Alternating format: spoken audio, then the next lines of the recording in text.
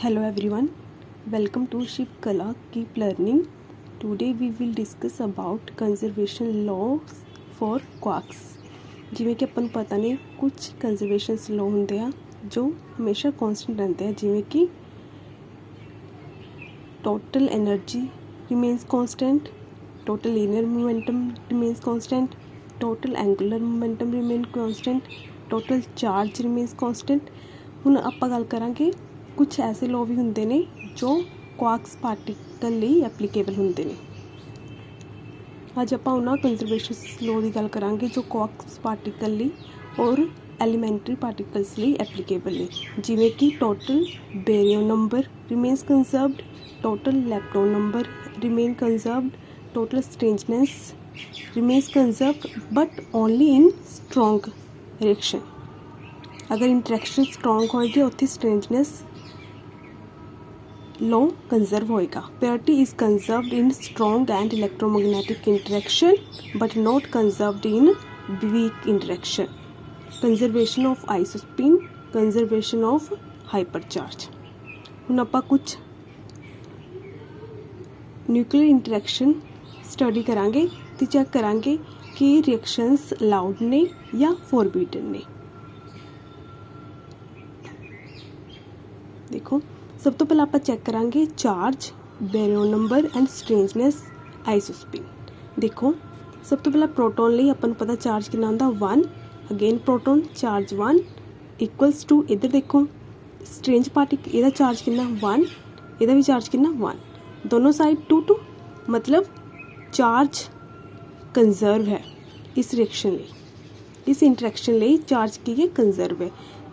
Second आप baryon number check करांगे। देखो बेरियन अपन पता जो प्रोटोन तो न्यूक्लियन की होंगे ने बेरियन होंगे ने, तो जो बेरियन नंबर होंगे ने उन्होंने बेरियन नंबर कितना होंगे 1, प्रोटोन लिए 1, अगेन प्रोटोन 1। हूँ देखो जो केओन्स होंगे वो बेरियन नंबर के नहीं आता क्योंकि केओन्स मिजोन होंगे, ये बेरियन नंबर 0। अगेन सिग्मा हाइपरॉन्स, हाइपरॉन्स की होंगे ने बेरियंस, तो नाले भी बेरियन नंबर की होएगा 1, इधर 2 इधर 1, नॉट कंजर्व्ड। आगे आप स्ट्रेंजनेस चेक करांगे। देखो म्यूजोन्स आर नॉट स्ट्रेंज पार्टिकल है ना, ये न्यूक्लियन ने, प्रोटोन की न्यूक्लियन ने, ये स्ट्रेंज पार्टिकल नहीं होंगे, इन्होंने की है स्ट्रेंजनेस की है 0 0। केओन्स अपन पता है केओन्स ते हाइपरॉन्स की होंगे स्ट्रेंज पार्टिकल। के प्लस लिए स्ट्रेंजनेस की होंगे 1 एंड सिग्मा प्लस लिए स्ट्रेंजनेस की होंगे -1। देखो इधर 0 1 -1 इधर भी 0, तो ये इस इंटरैक्शन लिए स्ट्रेंजनेस की है कंजर्व है। Next isospin. आइसोस्पिन देखो प्रोटोन लिए आइसोस्पिन हाफ होंगी है, ठीक है। केओन्स लिए आइसोस्पिन हाफ होंगी है। हाइपरॉन्स लिए सिग्मा हाइपरॉन्स लिए आइसोस्पिन 1 होंगे। देखो इधर 1 इधर 3/2, तो इंटरैक्शन नॉट कंजर्व, मतलब isospin not conserve in this interaction. So देखो ये देखो स्ट्रेंजनेस चार्ज कंजर्व है but baryon number and isospin conserve नहीं है, तो ये रिएक्शन इंटरैक्शन की होगी forbidden. This interactions are forbidden.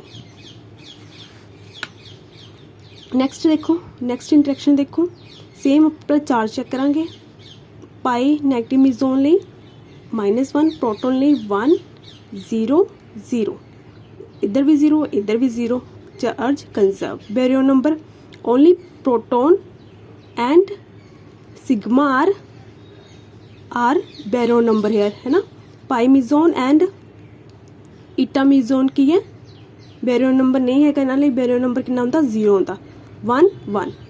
Baryon number is conserve for this interaction.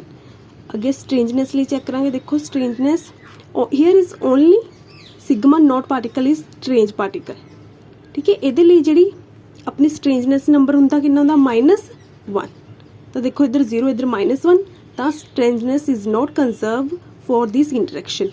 Next आप आइसोस्पिन चेक करांगे। देखो पाई नैगेटिव मिजोन लिए आइसोस्पिन कितनी होंगी है -1/2, प्रोटोन लिए होंगी 1/2 और इन्होंने कितनी होंगी है सिग्मा हाइपरॉन्स और ईटा लिए 0, तो isospin is not conserved।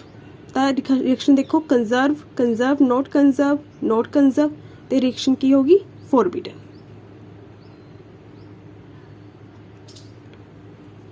Next देखो show that this interaction isotopic spin I not conserved but I3 component is conserve. ये देखो आई कहते कंजर्व नहीं है पर कंपोनेंट I3 कंजर्व है। आप देखो भला I3 किवें फाइंड किया, देखो I3 ते I किवें फाइंड करना, ठीक है। आइसोटॉपिक स्पिन ते I3 कंपोनेंट किवें फाइंड करना, मैं तुहानूं दस्सिया सीगा अपने कोल जिहड़े पाई मिजोन्स हुंदे ने किन्ने हुंदे ने, देखो 3 पार्टिकल्स हुंदे आ। तां जदों तुसीं आइसोस्पिन फाइंड करने किवें करोगे 2I + 1 नंबर ऑफ पार्टिकल 3, फिर जदों आपां I कड्डांगे इहदे विचों किन्ना आ जाएगा अपने कोल 1, मतलब जिहड़ा I कंपोनेंट आ गया अपने कोल ये तां आ गया 1, ठीक है। I कंपोनेंट किन्ना आ गया 1 4 पाई, ठीक है। और अब फोटोन ये किन्ने फोटोन्स ने, ठीक है। इन्हां लई आई की स्पिन की आइसोस्पिन कितनी होंगी है 0, तो नॉट कंजर्व। नैक्सट देखो अगर I 1 आ गया तो अपन पता पाई प्लस ले I3 1 होंदा, पाई नॉट ले I3 0 होंदा ते पाई नैगेटिव ले I3 -1 होंदा।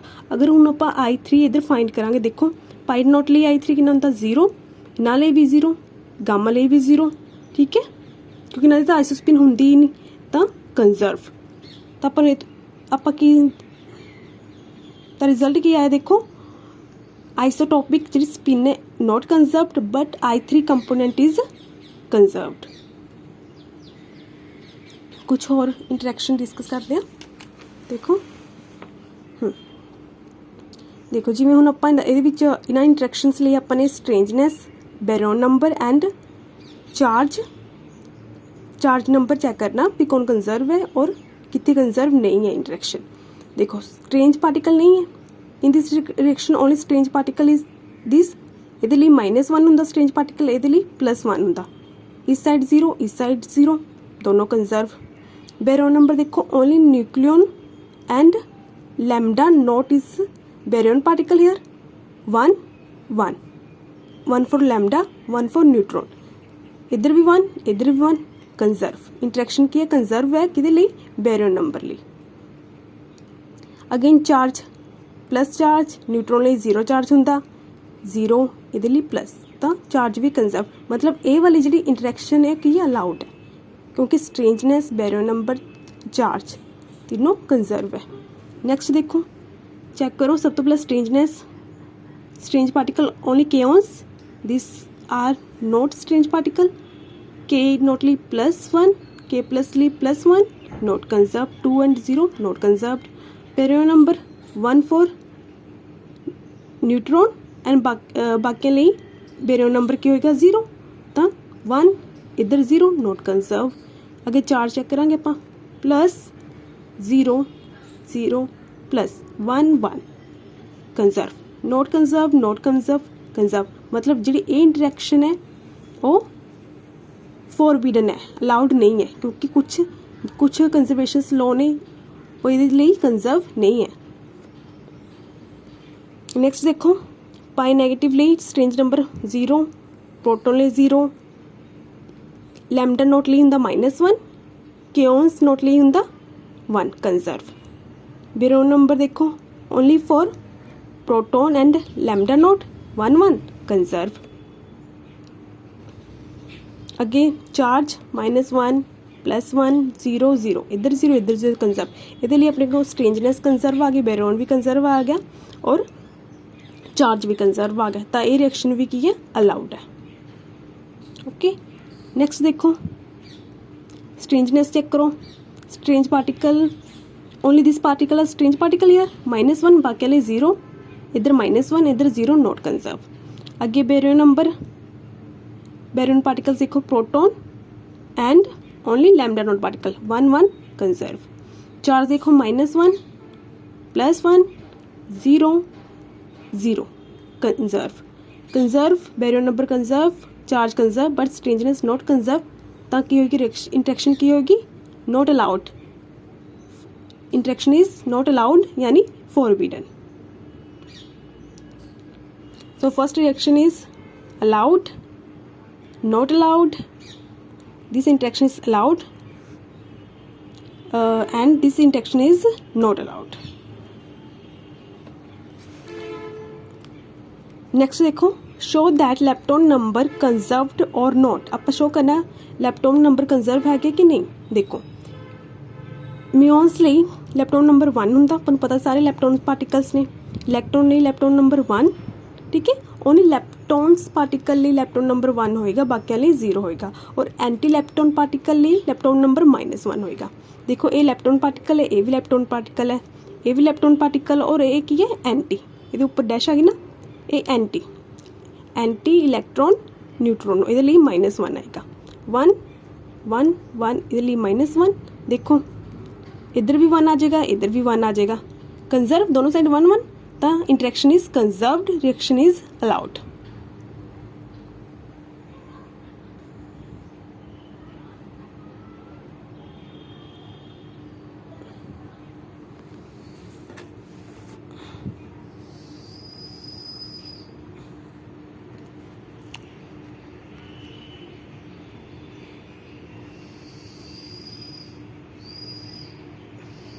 This is all about quarks.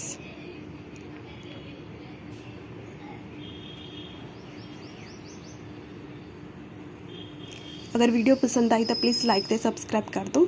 Thank you so much.